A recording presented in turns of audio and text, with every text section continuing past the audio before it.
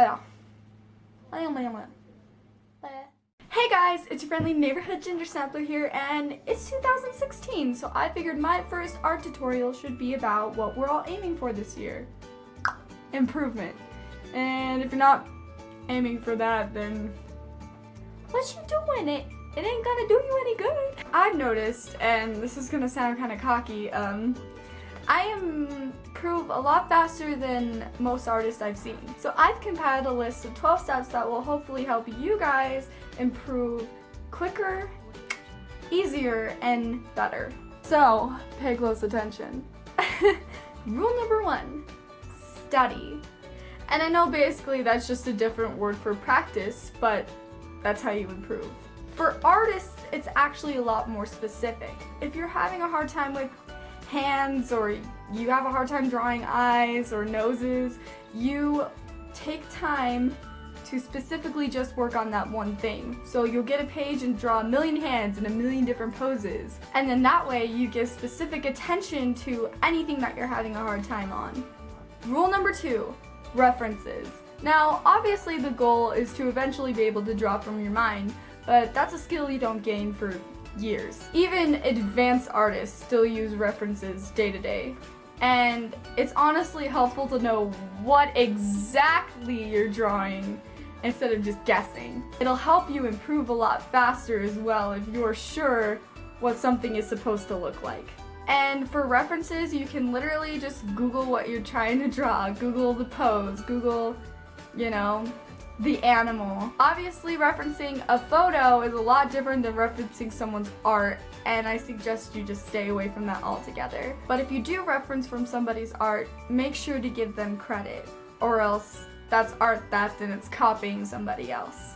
Rule number 3, trick or treat. And I had to use this adorable pun, but bear with me, it's an important step. Lucky for artists, there's lots of tricks to drawing things, which can be a treat. Wink, wink. Okay, I'm sorry, that was horrible. Dying of fire. Jeez Louise. A perfect example of that is anatomy. The human body has specific proportions and rules to it that you can use to your advantage when drawing it. I still use the old trick of drawing a circle and then putting a cross through it to help make a face so I know where everything can be positioned. The body is super symmetrical, and so usually things are the same size. You can use a ruler and you can see whether or not your proportions are correct. There's lots of different things that start with you drawing circles so that you can eventually get to what you want to draw. It's very helpful and it will make your life a lot easier. Rule number 4, experiment. Instead of staying in one specific style, I branch out constantly and try a million different things. When you're constantly switching things up, it gives you a fresh perspective and you learn things that you wouldn't otherwise learn if you stayed inside your box. When you stick to one specific style all the time, you only learn the things possible in that style. But if you change styles, you'll learn a bunch of different techniques and it'll help you improve a lot quicker. Which leads us right to rule number 5. Never be afraid to step out of your comfort zone. If you stay inside, cause come on, Netflix, you'll never get to experience hiking or the outside world in general, or waterfalls, or adventures you would otherwise cherish and remember more than the episode of some show you watched the other day. And it will be a lot more fulfilling. It's really hard to push yourself, but once you do, that's when you really truly improve. For the longest time, I would draw people with their hands behind their backs because I didn't want to draw hands. They're hard to draw, but it wasn't until I tried to draw hands that I actually got good at it. Ugh, these dastardly things. So don't be afraid to try something new, because once you try, that's when you improve. Rule number 6, train your eyes. Train them to do weird things. Okay, rule number 6. Ultimately, the secret to drawing is not just exercising and training your hands, but it's training how you perceive reality, which I know sounds so stupid and hipster of me, but it's true. It's actually kind of funny to realize when you become a good artist.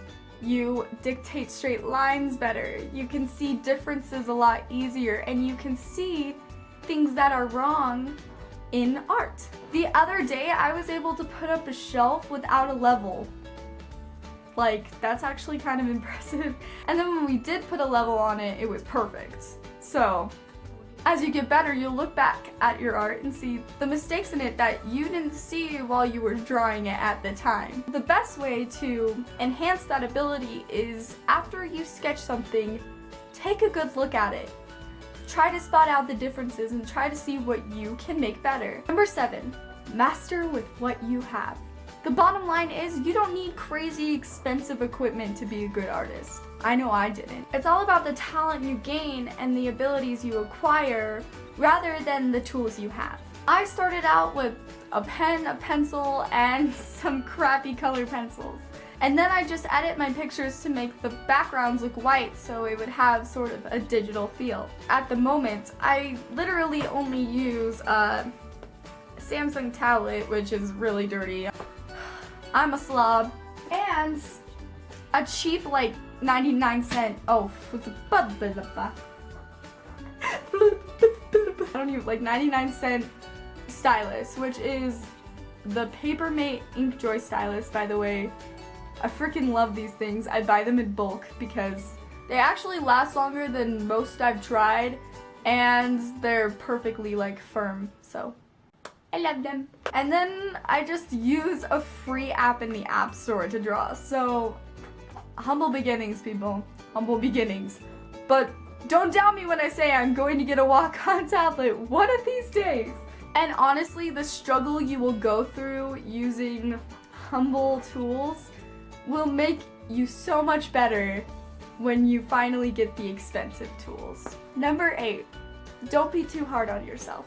Obviously, the drive to improve is important, but if you beat yourself up so much that you quit, that kind of defeats the purpose. As long as you try, you will get better.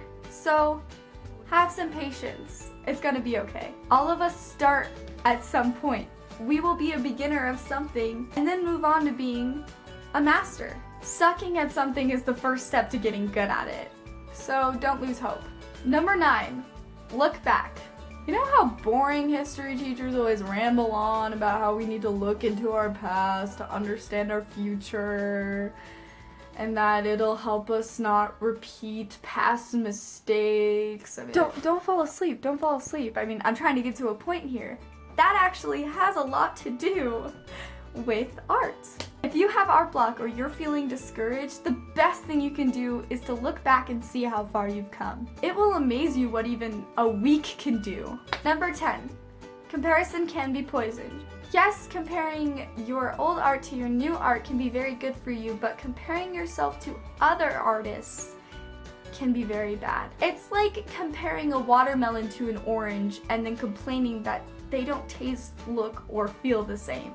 Although having art inspiration is really important, I mean, I have a whole folder on my tablet saved just art that I love. It gives you a good aspect of what you love as an artist and the kind of art you want to create. But, and there's a huge but to that, don't compare yourself. There was actually a long period of time where I compared my art to others so much that it made me hate my own. I can't tell you enough how imperative it is that you are proud of what is yours. There will always be people who are better than you, but there will never be someone like you. Your art is unique and special specifically to you, and nobody else's will be just like it. You can admire others' beauty, but it doesn't take away from yours. There's definitely thousands of artists who are heads and shoulders better than me, but it doesn't mean I'm not a good artist. Keep in mind that nobody's artistic journey is the same. We all start at different times and struggle in different ways, but we all have the same goal, and that's to improve. So let's be helpful and encourage each other along the way.